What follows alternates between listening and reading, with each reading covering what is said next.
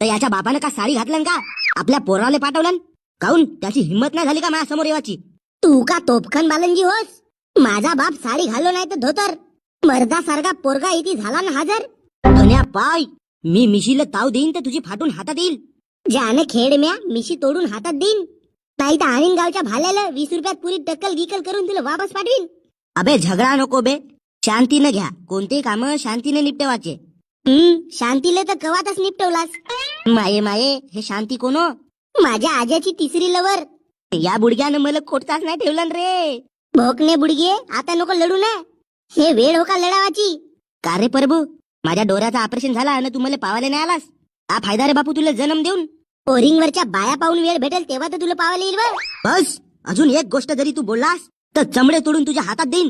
कोण हो रे तो? माझ्या मित्राचे चमडे तोडून हातात देईन म्हणते. माझ्या मित्राला हात लावायच्या पहिलं माझ्या लाशेवर